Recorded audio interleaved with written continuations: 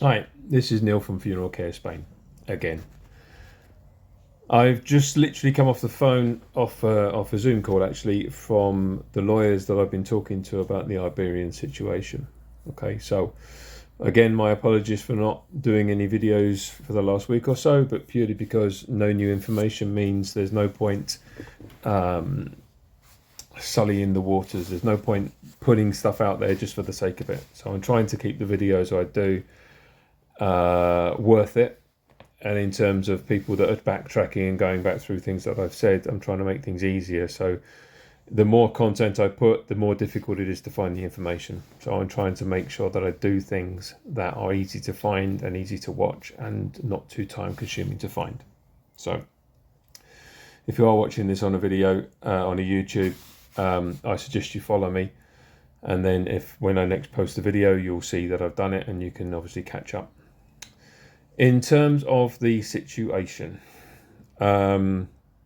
legally, nothing much has changed. So my team of lawyers that I've kind of gathered together to try and see if this is worthwhile, not any more than that, have basically looked through the paperwork I've given them, which is substantial, and come to me and said, look, if this is going to happen, if any legal action would be made, first thing would be is denuncias will be made, and then from there it will go on to either a civil court or a criminal court, and so on and so on and so forth.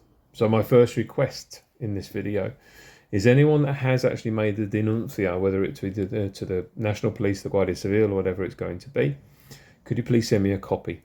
My email will be here shortly. We need to know how the Guardia Civil have approached it, what they've registered the denuncia as, and also the documentation you would have supplied with that. For people asking why I don't know these things, is because the denuncia is very specific to the people that have been betrayed.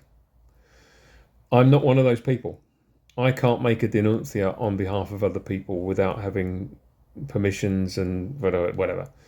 So I'm doing this as a funeral director that's a concerned citizen relating to maybe 6,000 people who, in my opinion, have been defrauded.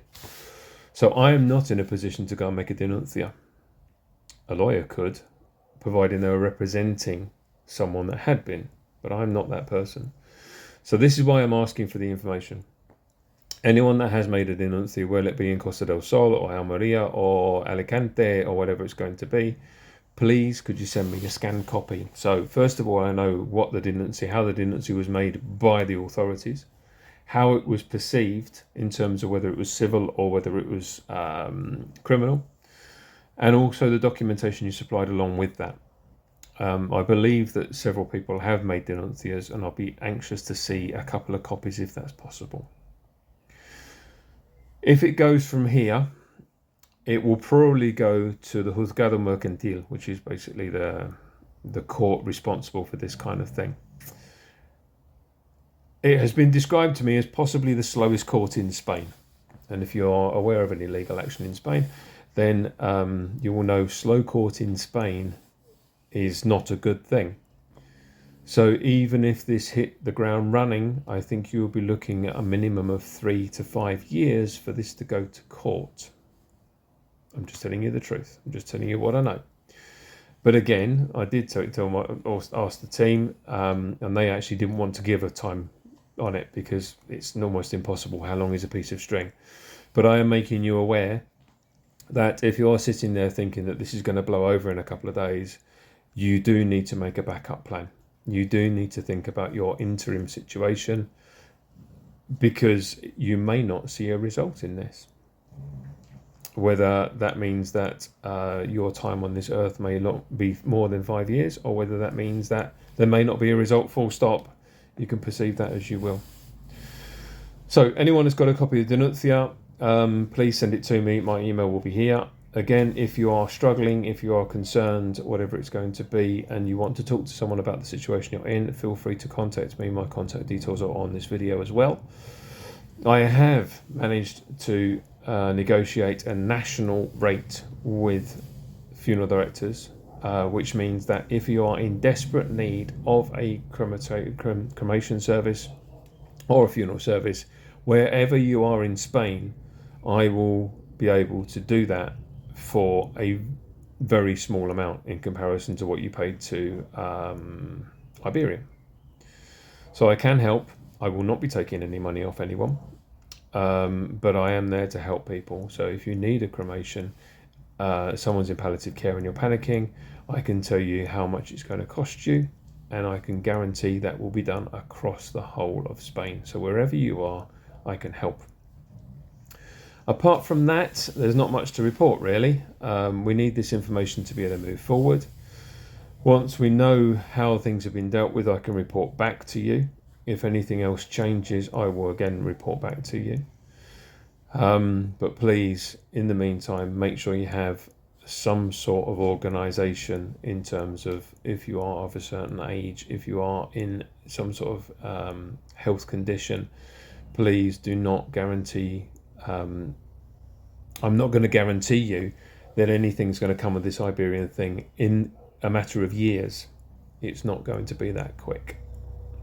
That's the honest answer, and I would not want to portray this as anything apart from a difficult situation that you're all in. If you need anything, please call me. If you've got a copy of Denuncia, please send it to me and I will update you as soon as I can. Thank you. I just finished the video and realised that there was one point I should explain, because people are under the impression that they're going to get their money back. You're not. Why are you not? Because there's no compensation in place, because this company was not regulated. It was not controlled. It was not part of the compensation system in the UK. This money was not secured, as is many other companies that are still selling funeral plans out there. The money is not secured, which means if you lose the money, it's gone. If there was some amazing legal action that possibly found money somewhere, the odds of you getting 100% back are gone, because you have to take away the money that's been spent, whether it's commissions to agents or the rent of the locales or whatever it's going to be. You're not going to get 100% back. Your best case scenario would be something like 10 cents on the euro. So if you spent 3,000 euros, you're looking at 300 euros back. So why am I telling you this? Because there's a point where each and every one of you needs to make a decision as to how far you want to go with this, because your legal costs will probably be far in excess of the money you could possibly, those two words, could possibly get back. So you really need to think about the ins and outs of it.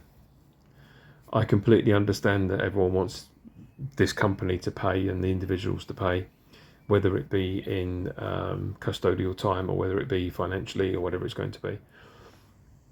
You can do a denuncia, keep the cost down. You can make the effort, go to the police, report it. But there's a point where you really need to think whether the money is better spent with yourself, dealing with the situation you're in, or pursuing legal avenues which will not pay you back the money you paid into Iberia. So I just want to make that very, very clear. And I'm sorry it's not good news, but I have to be devil's advocate in here, because I see a lot of people encouraging legal action and charging lots of money to people, which is already far in excess of any money you will get back. Again, if you're going to buy a funeral plan, only get it from a company that's either massive, as in Santander, Santa Lucia, Sabadell, someone like that. Or if they're in the UK or UK based, it's only Avalon and Golden Leaves. The other ones are not legal companies in terms of they cannot dual certificate. They are not, they are trust companies, but the trust is not governed, which means if the trust goes down, if they make bad investments, there's nothing there. With the FCS guidelines, it means that the companies are regularly checked to make sure that they have enough money in the kitty to pay every single funeral plan that they exist. So that's the difference. So please think carefully before you proceed into legal action, and think very carefully if you choose to buy another funeral plan. If you need any advice, I'm here.